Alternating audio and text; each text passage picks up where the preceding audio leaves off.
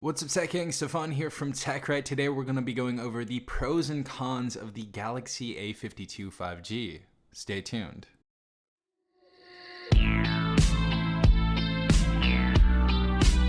Alright everyone, hopefully you guys are having a great day. Hopefully everyone is in good health.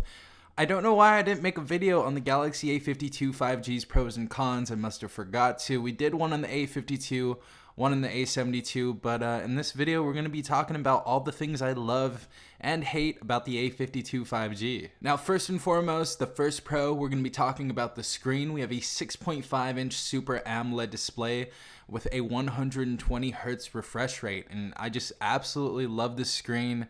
I haven't seen a screen like this on a sub $500 device honestly ever, or there's very few of them out there. And Samsung's UI obviously is something that people want, so it's great to have a screen like this on a Samsung device. So really enjoyed the screen. Watching Netflix videos on it, watching YouTube videos, going through social media, this is going to be a very, very beautiful screen. The 120 Hz refresh rate is also going to be a surprise to most of you that didn't have a higher refresh rate phone, and I think you guys are going to really enjoy this. Also, the other thing about this phone's screen is that because it is Super AMOLED, we are going to have very punchy colors, and that's something that I like from Samsung devices. I know a lot of people love Samsung screens because of this, and we have very deep blacks, we have nice whites, and we have nice punchy saturated colors on the A52 5G, and I really am enjoying the screen on this device so far. So amazing screen on this device. That's the first pro. Second pro is going to be the design language of this device. Now, if you guys have seen my videos from the past on this device, you guys have known that I talked about the S20 FE being very similar to this body language right here, and I really do like this sleek design right here. We also have some really nice colors that come with these devices. We have violet, we have white, we have black, we have blue. Very, very nice lineup of colors, and I think it was a great choice on Samsung's part to give us those type of colors. I think they really know what they're going for and what people like. The next color that I feel should be on these devices, for mid-range devices at least, should be red, to be quite honest. Also, the new finish on the back, it's a polycarbonate back, so it's not going to feel super cheap, and that's one of the other reasons why I feel like this feels like the S20 FE, honestly. We also have an IP67 water and dust resistance on this device as well, up to a meter for about 30 minutes. So we have some great protection around this device, not to mention the Gorilla Glass 5 screen that we have on the front of this device. And I've dropped this a few times, and I had definitely noticed that it didn't crack or doesn't really have too many scratches. And I think the biggest or the best thing about the Gorilla Glass 5 screen is it is harder to scratch. Now, on the Galaxy A52, I cannot say the same. I scratched the screen all over this, so it's not really too protective with that Gorilla Glass 3, but I'm grateful that they put 5 on the A52 5G instead of just going with the regular 3. So really do enjoy the body language of this device. It looks sleek, it looks sexy, and I think most people in the comment section will agree with me. The other great thing about this device is it has a very, very solid battery life.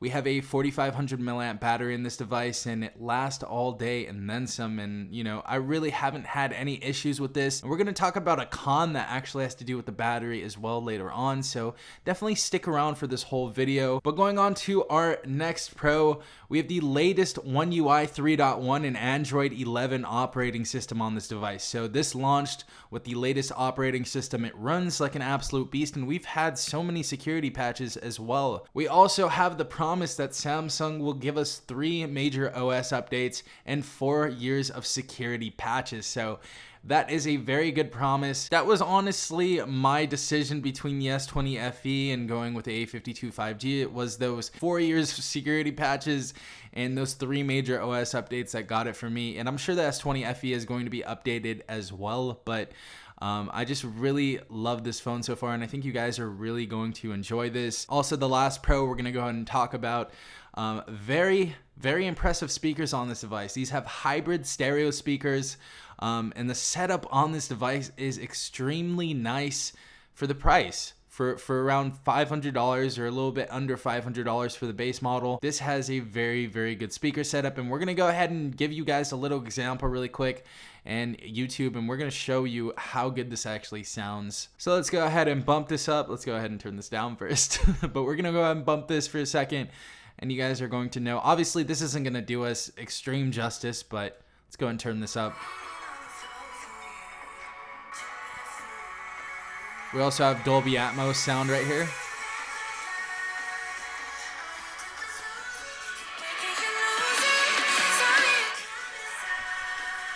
So the directional volume on this device is absolutely amazing. It feels like it's straight in front of you, and you know that probably has to do with the hybrid speakers and the Dolby Atmos. Also, when I plug my headphones in this device or plug my earbuds in this device, surround sound is really, really good. It's top notch right there. So good job, Samsung, on there. Really do enjoy this. And the directional volume, again, I just want to say it one more time. It feels like it's literally shooting at you. So great stuff right here. We need more mid-range devices with this type of speaker. All right, everyone, so getting into the cons of this device, we only have 3 cons, so that's great to see, but they are some pretty decent cons that I feel like I should have brought up before, but I really didn't, think of these before. But the first con has to be that you only get a 15-watt charger in the box with the A52 5G, even though it supports 25-watt fast charging. And I don't know why Samsung does that, and I'm hoping that they change that later on, because I do want to have the fastest charging experience possible on my smartphone. So hopefully Samsung fixes that in the future with their mid-range devices.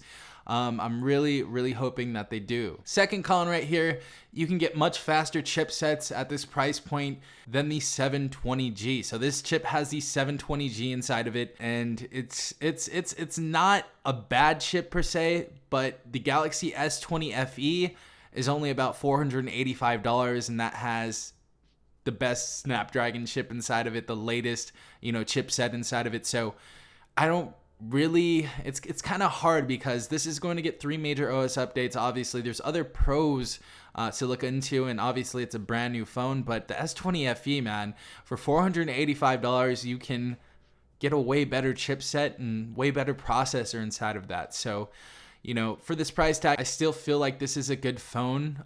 This is definitely for a certain person, but the S20 FE is definitely a phone to get if you want to get the renewed version over this one. And the last con that we're going to be talking about has to do with the camera right here. We're going to go ahead and turn that off really quick, but the color consistency with photos across the ultra wide and main cameras definitely need work, and so does the 1080p video.